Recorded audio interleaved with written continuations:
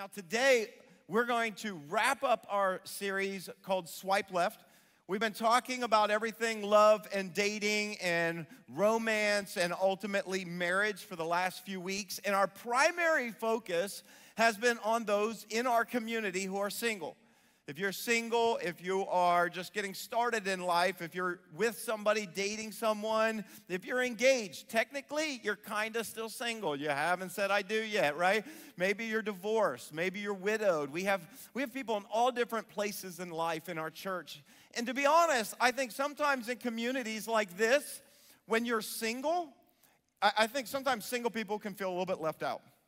I think sometimes our world and our society and our culture is kind of more geared toward families and married folks and things like that. And when you're single, let's be honest, sometimes the hardest part about being single is simply, I don't know, being single. It's going out with a group of people and everybody else has someone and you're like the fifth wheel and it doesn't feel good, right? And being single can sometimes be difficult. It's challenging. But I also think there's some beautiful parts to being single. And so what we wanted to do was spend most of our time talking about dating and the challenge of dating in our world today. How do we find that one? That's what we've been talking about. If you missed any of the past 3 weeks, I want to encourage you to go back and watch them. Maybe if you're single, go back and rewatch all of them in order. They kind of work for this whole flow and lead us all the way up to the wedding chapel. And today what I want to do for the last week is I want to turn our attention toward marriage. I want to turn our attention toward what happens after you kind of been with this person, you finally feel like they're the one, and you go through all the process we talked about last week. And then finally, you're going to get married, and you're going to spend the rest of your life with them. I want to talk about that because here's what I know. In the mind of every person who's single, you often think about the process of being single, and let's be honest, the putting yourself out there and maybe trying dates and then it doesn't work and getting rejected can be so hard, which is why dating apps and just being able to swipe has kind of made it a little bit easier. But the search for the one, let's be honest, if you're single and if you're married, I want you to go back in your mind to maybe when you were single and dating. The search for the one is hard. It's hard work. It's challenging. It's difficult, which is probably why when you do find the one you're going to marry, right? That's why when you finally realize, I think they're the one, it's almost like getting the winning lotto ticket. It's like getting the winning lotto. Here's what it's like. It's kind of like when you go out with somebody, you get a lottery ticket. When things go really well in the first couple dates and things are great, you know, it's like the little ball drops into the machine and you flip it around and you got a match. You got one number, it's working, right? That's what you do. Then you keep going, you keep dating, and after you kind of meet the family, hey, that went really, got another number. You keep going, you work through some fights and some challenges, and you kind of came through. What do you got? I got another number, and you keep going on in this process, and then all of a sudden, one day you just wake up, and it just hits you. One day you wake up, and you're like, I think he's the one. I want to spend the rest of my life with her. I think they're the one. And that's the day you wake up and realize, I got the winning ticket. That this person is the Powerball winner. Listen, some of you, can I just help you? Some of you are married.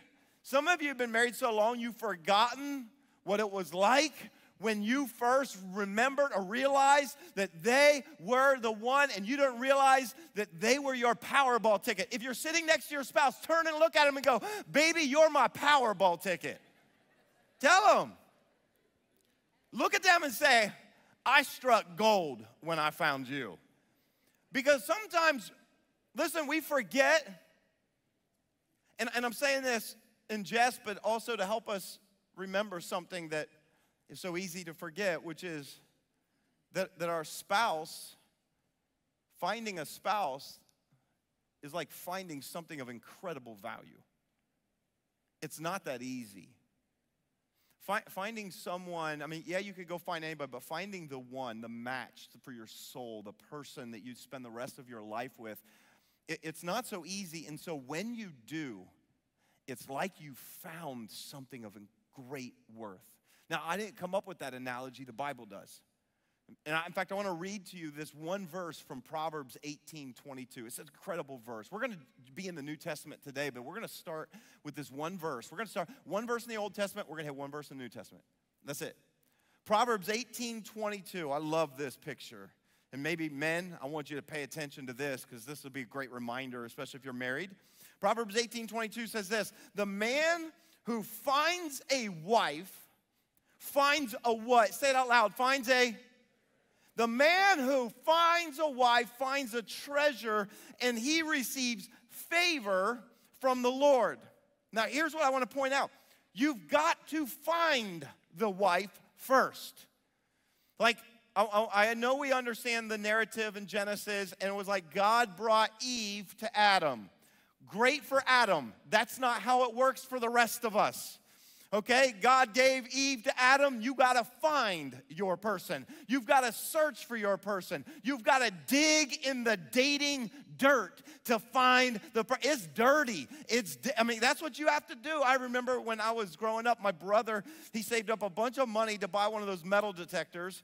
And so when we went to the beach, he took this metal detector, and he would spend hours out on the beach, and he would just go around, and it's like, beep, beep, beep. You ever do this? This is so dumb. Beep, like you're going to find something in the beach, right? People, beep, right? And then every once in a while, beep, beep, beep, beep, beep, beep, beep, beep, beep, beep, beep, beep, beep, beep, beep, beep, beep. And then we would start digging with our hands in the sand, eventually to pull out an old Coke can.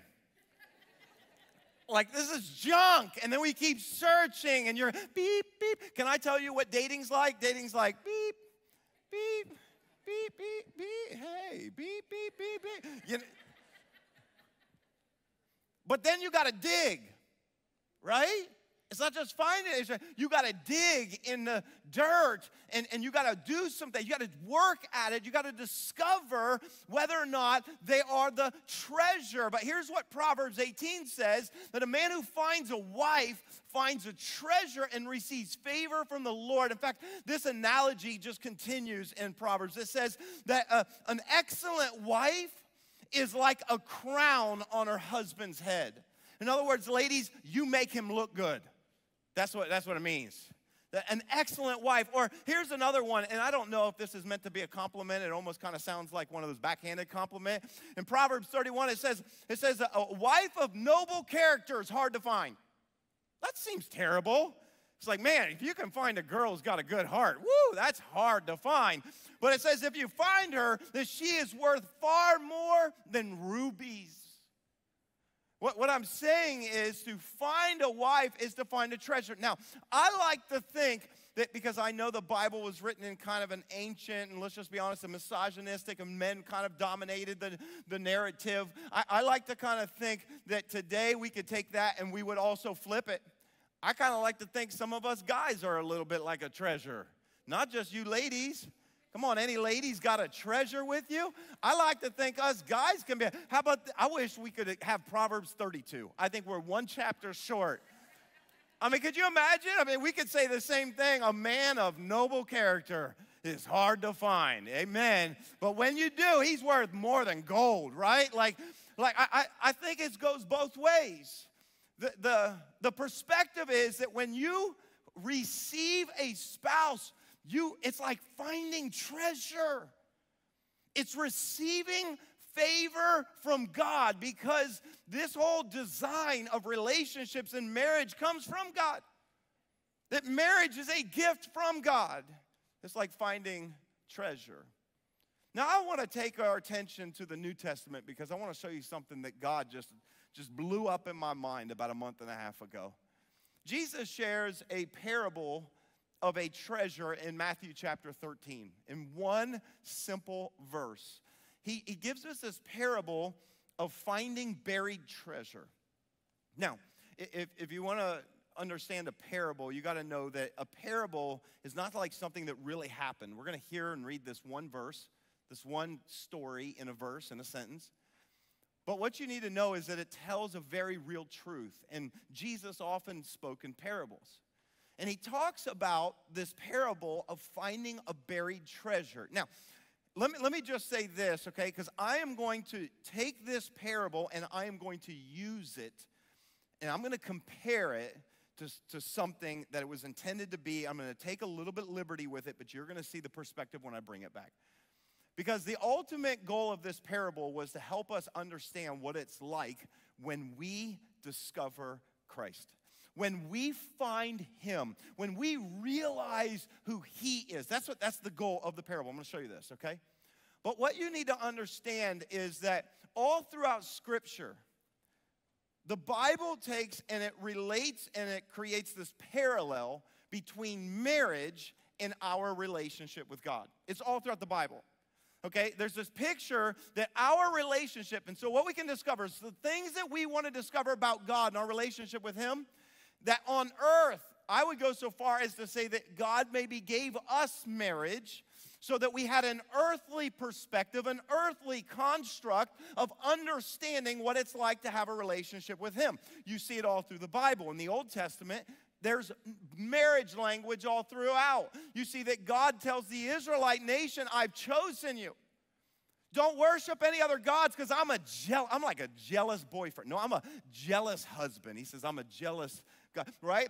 You've got the Song of Solomon, the Song of Songs. You ever read those? You ever wondered why they're in the Bible? I mean, it's all about romance and the love between a husband and a woman. Most people believe it was left in there because it actually paints this picture of understanding the way we can have an affection for God. And when God speaks of relationship with his people, the thing that offends him the most, he relates to adultery, turning away and worshiping other gods. He calls it adultery. Like he sees it like a marriage. And then in the New Testament, it just continues on where you see that it talks about there's a wedding feast of the Lamb, a marriage supper of the Lamb in Revelation. It says that we are the bride. The church is the bride of Christ, that he is the bridegroom, that there's this relationship. And so when we look at all of that together, what I'm setting you up to understand is that when we look at this analogy, when we look at this parable that is meant for us in our relationship with God, there is a beautiful parallel and something that we can mine out of the ground for marriage. God showed me something fascinating with this passage. I've never seen it before. Matthew chapter 13, it's one verse. It's a story in one verse. Matthew 13, verse 44, it says this. The kingdom of heaven is like a what? Everybody say that word. The kingdom of heaven is like a treasure that a man discovered hidden in a field. In his excitement, he hid it again, sold everything he owned to get enough money to do what? What did he do? To buy the field. He sold all that he had so that he could buy the field. Now, since this is a parable, since this is kind of like it's an analogy, we can skip right over the obvious questions that we would ask. See, I have all these questions like, wait a minute, Jesus, so whose field is this guy digging in, trespassing on their property so that he could find buried treasure? These are the kind of questions I ask when I read these things. Did he have like a map? How did he know where the buried treasure was? Why is he trespassing someone's field? We can skip all that. It's not important. Not important to the truth, right? What was this parable about? This parable is really, I believe, ultimately about us discovering God. It's us discovering who Jesus is. When we realize what he offers us, when we realize all that we can experience with God, it's like finding treasure.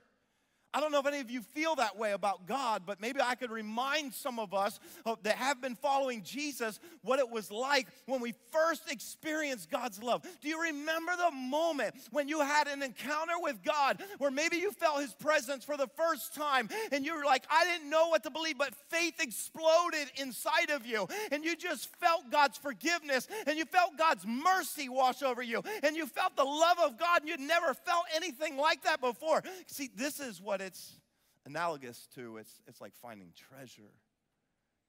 If you're a Christ follower, can I just say, I hope and I pray that that's our experience. That's what we have in Christ. Now, let's be honest. The longer it goes, the newness of that wears off. We're going to talk about that. But if Christianity to you is nothing more than a get-out-of-jail-free card, if the whole reason why you're here is because you hope that if you die, I want to get into the after party and not go to the bad place if there is a bad place, can I just tell you, you're missing the essence, you're missing the joy, you're missing the excitement of selling out everything you have to buy that field. You're missing it. You're missing it. No wonder it's so laborious. No wonder it's so hard to come to church. No wonder it's so hard. It's because you haven't found the joy and the excitement of having a real relationship with the God who created you. And when you experience that, there's nothing like it. There's nothing like it.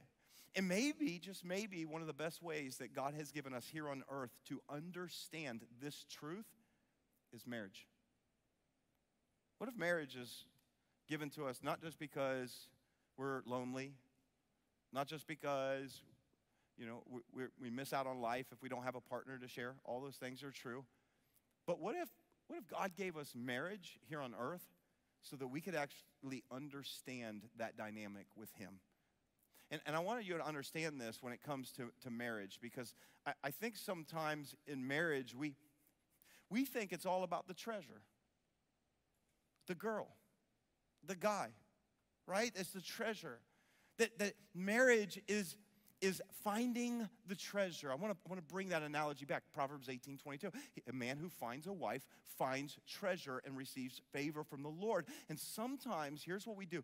We think that marriage is finding buried treasure. Can I give you a new truth, a new way to look at it? This is something that God just showed me, and I was like, I wasn't looking for it, and it brought something so real to life in understanding marriage, and it's this truth. Marriage isn't finding a treasure, it's buying a field. You're going to have to sit on that for a moment.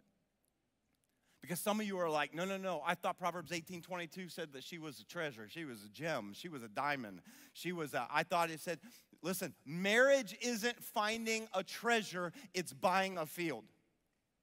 See, if you think that this person is the treasure, if you think that the person is like perfect in every way, if you kind of just idolize them like the treasure, you are missing the whole essence of what Proverbs says, and you'll miss this application of this parable. Marrying the person is not like finding buried treasure. It's more like buying a field. Here's what I know about treasures, all treasures, and that is over time, treasures lose their luster. I don't care how amazing it was. Think about the things that you treasure in life. Think about the things that at one point were like the most valuable thing to you. How about this? You ever buy a new house? New to you? You ever meet someone who buys a new house? And they're so excited they're getting to buy their dream home. You ever got a chance to buy your dream home, build your dream home, right? When you're around somebody that gets a house for the first time, their dream home, they won't stop talking about it. They won't shut up about it. They just go on and on about, oh my gosh, I got the most amazing house. It's the most beautiful thing you've ever seen. You should see the basement. The basement's got this amazing rec center for the kids. And we got upstairs, and it's got like 9-foot floor ceilings. And it has the most beautiful walkout area. And it's just like, oh my gosh, it is the perfect house. And I love this house. And I'm just, you know what? Go back and talk to that person in 2 years. And you know what they'll do? They'll tell you about how the temperature is never the same. Upstairs, it's so hot all the time upstairs, and it just doesn't work. Have you ever noticed that the water pressure is so weak, it just doesn't even clean stuff? Our dishwasher doesn't work that well. The windows are really drafty all the time, and they will find something to complain about, because here's what we understand about treasures. Eventually, treasures lose their luster. You buy a new car, it's the greatest thing ever. 8 months in, it's just, I like my car, it's nice. 3 years later, it's a piece of junk. I need a new one. I don't care if it's a new car. I don't care if it's a new house. I don't care if it's a dream job. I don't care if it's a relationship. Isn't it interesting how when we start dating someone and everything's great, how we treasure them the most? We'll drop anything to take a phone call from them. I don't care, work with them. We'll do whatever because they're our treasure. And then all of a sudden, give it a couple years, and they don't, I don't know, it doesn't feel like a treasure. One day, you wake up, and the person that you married that you thought was a treasure kind of doesn't feel like a treasure anymore. You know what I mean? It's like, oh, the morning breath. I was not expecting that. Or, you're my treasure. Or, you know what? I mean, it's anything. There's tension. I have a few fights, and all of a sudden, the treasure loses its luster. Right? Argue over your finances. You got the dream home, that's great, but now you're struggling to pay for it. Now you got all this tension, you got all this fighting, and next thing you know that the person you thought was a treasure, you know, the wedding and the honeymoon, and it was great, and you were just eternal bliss. All of a sudden, one day you wake up and you're like, I don't know, it's lost its luster a little bit. It's because you didn't realize when you got married, you were actually buying a field. You bought a field. See, there's something about this picture, this analogy in our relationship, I think not just with God, but I think in marriage would help us understand something. What does it take to buy a field? Buying a field was a contract. Buying a field was a covenant. Buying a field, right? What'd you have to do? You had to, sell everything you had, go all in and buy this field. It's a piece of dirt, but I had to buy this field because I wanted the treasure. And I think if you think about marriage, what is marriage? Marriage is a covenant. Marriage is not about the treasure, it's about the field. What is marriage? Marriage is saying, I do. Marriage is an agreement between two people when they finally commit for the rest. It's a contract, it's a covenant. This is what marriage is. And if you want to understand what the value of the treasure was in the field, you got to look at the price someone paid for it. The one thing we don't get in this real little parable is how much money the guy spent on the field. All we know is that he had to sell everything he had to buy that field. And that is, listen, not just a picture of what it means to go all in with Jesus, but can I just tell you, it's also kind of a picture of what marriage looks like. What is marriage? It is selling out all my options. It's like, I will forsake all others. It's giving up my own hopes, dreams, wishes, so that together we can build something. But I'm gonna forsake all my others so that I can say I do to you and say, what is the value of the treasure? I would argue that you have to look at the price of the field. Now, how do you figure the value of the field? Well, the value of the field in these days when Jesus was talking was determined not by what we think when we think of determining the price of a field today. I know it's a little weird. Just stick with me because I'm going to bring it all together, and I hope that it actually begins to illuminate some things about marriage. What's the value of a field? Well, in ancient Israel, the value of the field was determined by something in the ground. Let me read this verse to you. Leviticus 25:15. This was God giving Moses the law to give to the Israelites about how they were to operate together. In Leviticus 25:15, it says this: if you want to buy your neighbor's land, count the number of years since the last Jubilee. And some of you are going, what in the world's a Jubilee? I'll mention that in a moment. It says, and use that number to decide the right price. If your neighbor sells the land to you, count the number of years left for harvesting what? Say that out loud.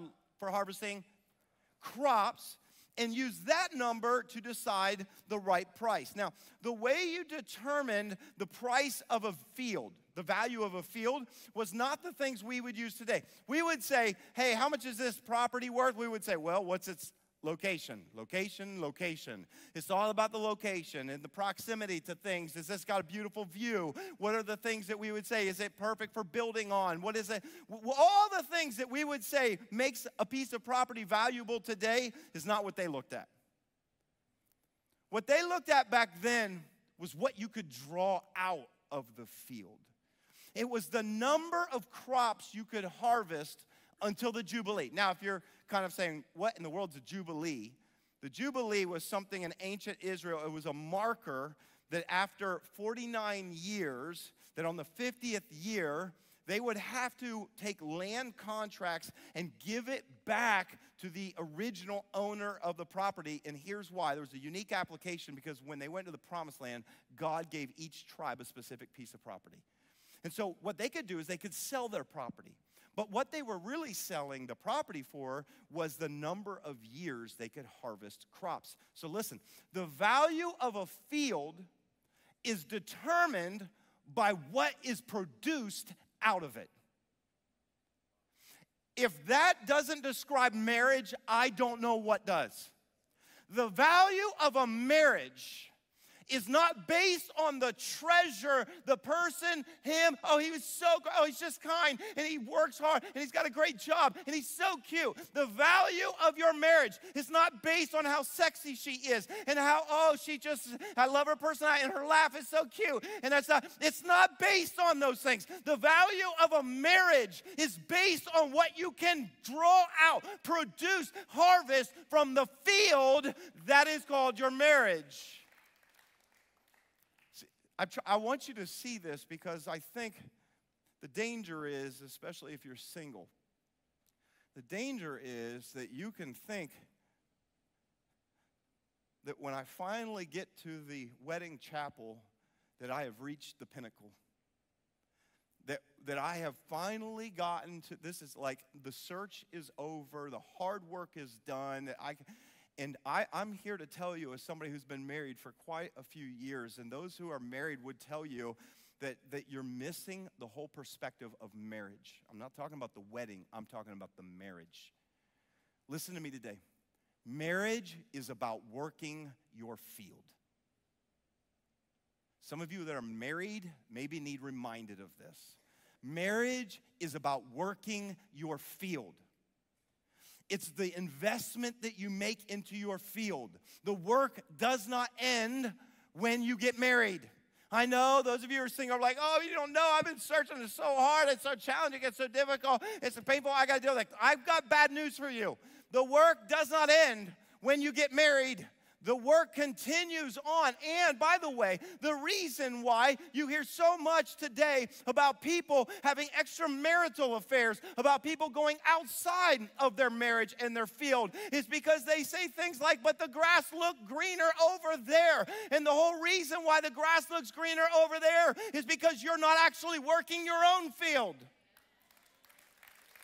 The reason why that person seems so tempting is because you've neglected your own field. What? I just thought I get married to the treasure. The luster of the treasure will wear off.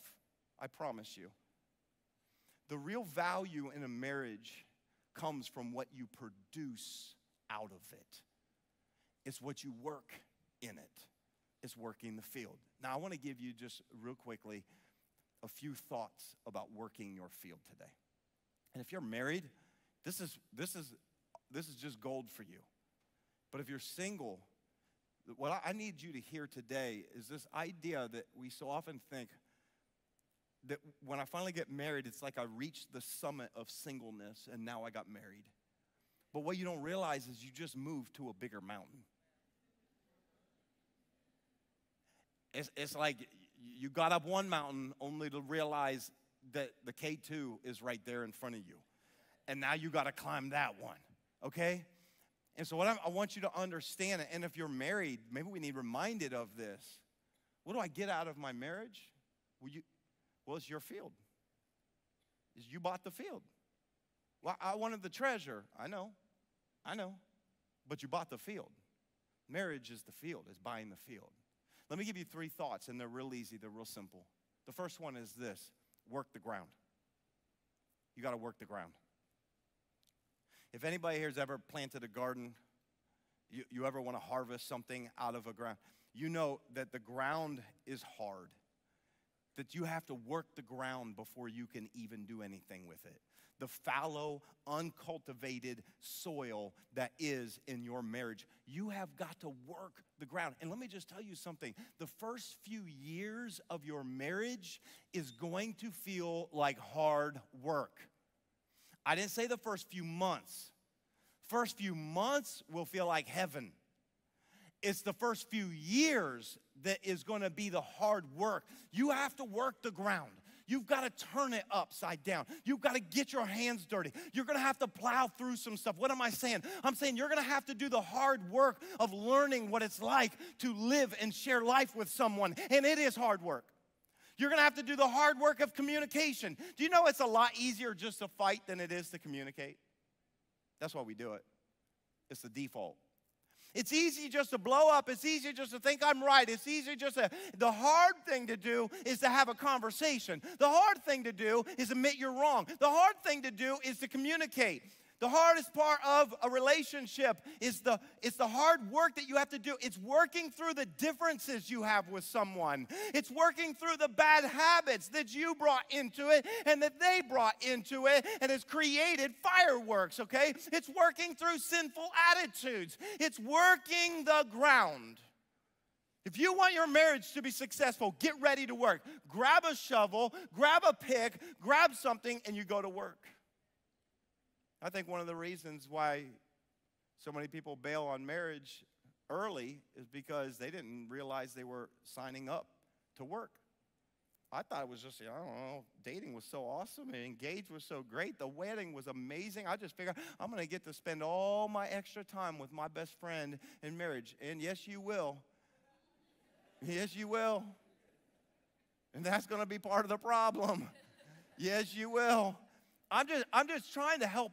I'm trying to set some expectations for those of you who are single, but I'm also trying to speak to all of us who are married.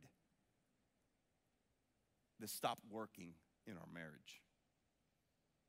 We stop working on ourselves. Guess what happens when you stop working on yourself? Your ground gets hard. Your heart gets hard. And we wonder why nothing takes and nothing good comes out of it. The first step is you got to work the ground. The second thing is you got to plant the seed. This is like farming 101. You got to plant the seed. In other words, if you want something out of your marriage, you have to put something into it. I know some of you are like, yeah, but she married a treasure. I get you feel that way. I know my wife does, right, honey? I mean, no, she bought a field. She bought a field. You have to put something in the ground to get something out of it. You have to invest something in it if you want to make withdrawals from it. It's a simple principle. It's a principle we all understand in life naturally. But Scripture tells us in Galatians 6, verse 7, it says, do not be deceived. God cannot be mocked. In other words, there's no way around this system. A man reaps what he what? A woman reaps what she sows. In other words, there's a system. You can't get around it. This is something that God put in place. Whatever you sow, that's what you can expect to reap. What does that mean? Well, here's what that means. It means you sow anger, you're going to reap animosity. I mean, it doesn't matter what you reap. You're going to get something back, right? You reap fighting. You sow fighting, you're going to reap disunity, right? It doesn't matter. You sow negativity. What are you going to reap? A critical spirit. Now, here's the good news, though. You can also flip that around and you can sow some good seed into the soil of your marriage. You can sow in their love and kindness, and you can reap connection and intimacy. You can sow time and you can get from that connection. Listen, you can sow acts of kindness. You can sow things of just like, I want to do simple things for you and I want to show you my love. And you can reap all kinds of things from that. You can reap romance from that. What you put into it will determine what you get out of it. And here's what I found, even in marriage, and I want you to know this. Small investments can pay big dividends. I think sometimes we're like, oh, I don't think I can do enough, and I don't know that I can, make her happy, and I don't know that. Listen, small investments.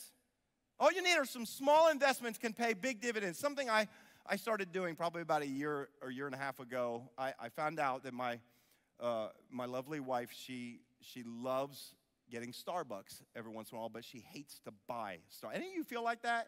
It's like she loves Starbucks, she hates to buy it, right? I don't know if any of you feel like that. She feels guilty every time it's like, well, buying a $6 drink, $7 drink, but she loves Starbucks. So I started something just randomly. One Friday, I went to the gym while she was sleeping. It was my day off, and I went to Starbucks, and I got her favorite drink, and I brought it home.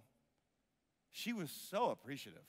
I was like, thank you so much. She loved it so much. I just kept doing it. And so literally for the last probably, year and a half, every single week pretty much, almost without skipping, I will go and buy her Starbucks. And I think she loves it because it's guilt-free. I didn't pay for it. I don't feel bad taking out of our account. You gave it to me. And listen, here's what I know. Here's what I could see. That small, all I did was I pre-ordered it and I went and picked it up. I did not sit in the line because that is not worth it. But I did go. I love you, but you ask her. I do not do well with Starbucks line. But I found out I can pre-order it. I can park, walk in, pick it up, and that's the way I do it, and take it back. But you know what I found was that small investment actually made a big difference to her. It's so small, but it showed her that I really cared about her. She knows how much I hate Starbucks. I don't drink coffee. I don't ever buy myself anything at Starbucks. But if I would take the time and go to Starbucks to get her something, it means a lot to her. Small, I just want to hear this. Small investments can pay big dividends, but you have to sow the seed. You sow kindness, you can reap peace. What you sow into your marriage will determine what you get out of it. When there's nothing but anger and animosity and fighting, I would argue, and I'm not saying who, because everybody, we all share in this, I would argue that some seeds have been sown that are now being reaped in that marriage. And here's the good news. You could fix that, but you're going to have to plant some more seeds. And it's going to take seasons. It's going to take some time. And so you got to work the ground. You got to plant the seeds. And then listen, you also have to pull the weeds. That's the third one. Pull the weeds. Here's what I know as somebody who takes care of the outside of our house mostly. I do the mowing. I do all this stuff. I've said this before. I don't know how they got there, but I have weeds in my yard, and I didn't plant them. I don't know how they get there. I really don't. But here's what I've discovered. Weeds will show up in your marriage just like they show up in your yard, even if you don't do anything to plant them. They show up. And one of the reasons why I know they'll show up in your marriage is because you have a spiritual enemy that loves to come in and sow discord, who loves to come in and wants to drive a wedge between you and your spouse, that wants to get you thinking all kinds of things about them that they don't even intend to mean towards you. Okay, I know this, weeds just show up. Weeds will show up in your relationship even if you did not invest anything in them. Let me give you a better picture of what this looks like, okay? There are roots of bitterness that we carry into our marriage that may have nothing to do with our spouse. We come from dysfunction in our families, that we carry that dysfunction into our marriage that may have had nothing to do with your relationship with your spouse. And listen, if you do not address the weeds, or shall I say address the wounds, if you don't address the wounds of your fights in your relationship, if you don't address those things, they will develop roots. And they will grow into your grass. They'll grow into your field. And guess what happens if you get enough weeds and thistles in your field? It will choke out anything that it's trying to be produced in your field. And so you have to understand, you've got to pull the weeds. You don't just sit on them, but you have to go and deal with them. You got to deal with the wounds. You got to deal with the dysfunction. You got to deal with the chaos. You got to deal with the fights. You've got to deal with the past, your own past. And if you don't deal with those things, then the weeds are going to choke out any kind of life in your marriage. In fact, it's not the big things. This happened to me. You know what the Bible tells us? It's the small things that get left undone that can cause the biggest disaster. That's what we're talking about. I love this passage in Song of Solomon, chapter 2, verse 15. It says, catch all the foxes, those little foxes, before they do what to the vineyard of love? Say it out loud. Before they catch all the little foxes, before they ruin the vineyard of love, for the grapevines are blossoming. What does that mean? It means that if you don't address the little things, the little vermin, the little issues that want to dig holes in your field, the little traps in your relationship, if you don't address that, it will ruin the entire vineyard. What I'm trying to say today is real simple. This is my hope. If you're single, if you're married, I feel like this message applies equally in different ways, though, to all of us. Marriage is not just about getting a treasure. I know Proverbs 18:22, whoever finds a wife finds a treasure, receives favor from the Lord. Yes, Yes. But marriage is buying the field. And if you want a marriage that lasts, that's full of joy, that's full of love, if you want a marriage that is like taking your dating relationship and carrying it on to grow, if you want that, listen, if you want that, you have to work your field. It's work. It takes work. There's not a lot of people are going to. Romance, it just kind of feels like it just happens, and you just feel like you fall into love with someone, and it's just beautiful, and you just want to spend the rest of your life. But I'm here to tell you, someone who's been married for 26 years, that you have to work your field.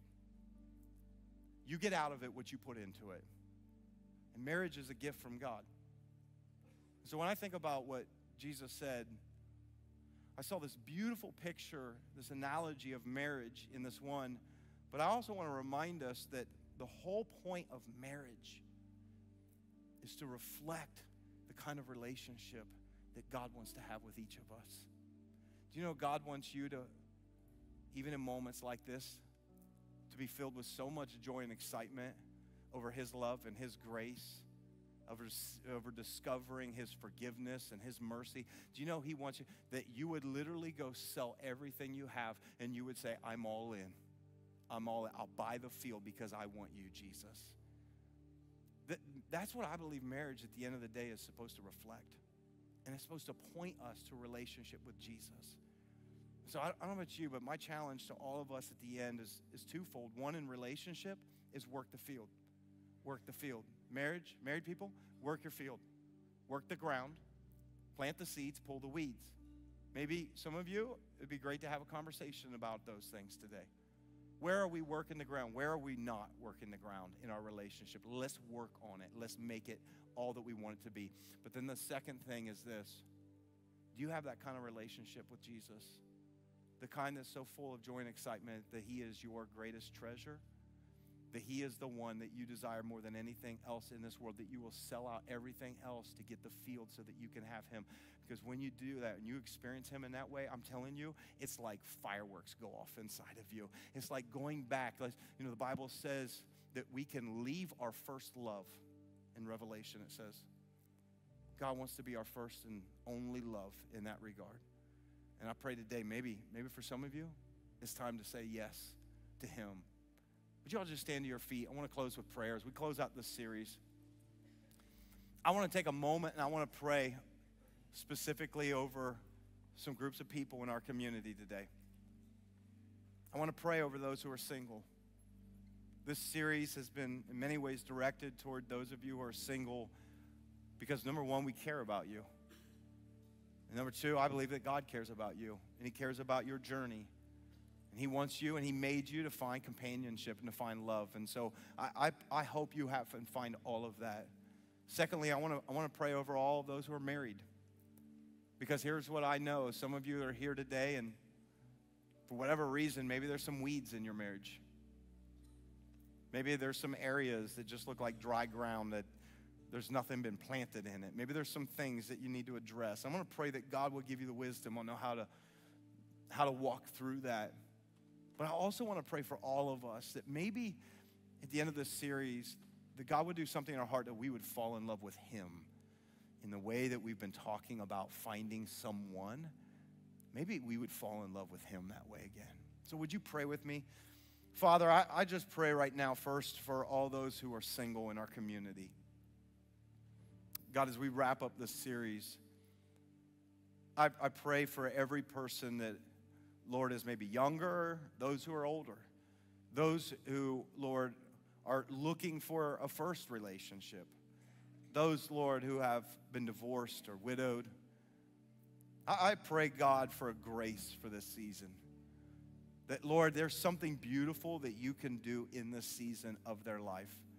And I pray that, God, in this community, in finding the right person, the right kind of person, that, God, you would lead them to it. And though, God, we know that it's hard to be single, God, I just pray for, Lord, your presence to be with them. I pray right now for those who feel lonely in our midst. As your word says in Isaiah 54, that God, in many ways, you can be, my maker can be my husband. that, God, that we can find that kind of love and companionship with you even in this season of searching. And Father, I pray for those who are married here today. Father, I pray for the marriages, God, where maybe our field feels a little bit neglected. And God, I'm praying that right now your Spirit, Lord, would speak to those who are married and give the boldness and the courage to, maybe we need to address some roots of bitterness. Maybe we need to address some dysfunction. Maybe we need to address maybe some wounds of the past. God, I pray that you would give a grace right now to every married couple. I pray, Lord, that you'd put your hand of favor on every married couple in this place, God. I pray that you would bless them, that we would see our spouse like a treasure, that, God, we would receive favor from you as we live out on this earth, Lord, the relationship that resembles the kind of relationship that we're to have with you. Thanks so much for tuning into this message. I hope that it encouraged you and inspired your faith. If God is doing something in your life, would you take a moment and let us know? We want to connect with you and we want to be able to pray for you. All you have to do is shoot us an email to hello@thex.church, or you can always send us a DM on one of our social media platforms. And if you know somebody that would also be encouraged by this very message, why not take a moment and just share it with them right now? And as always, I want to say thank you to every single person who so generously financially supports this ministry so we can continue to get messages like these out to people all over the world. We believe God is building something special and you're a significant part of it. Until next time, have a great day.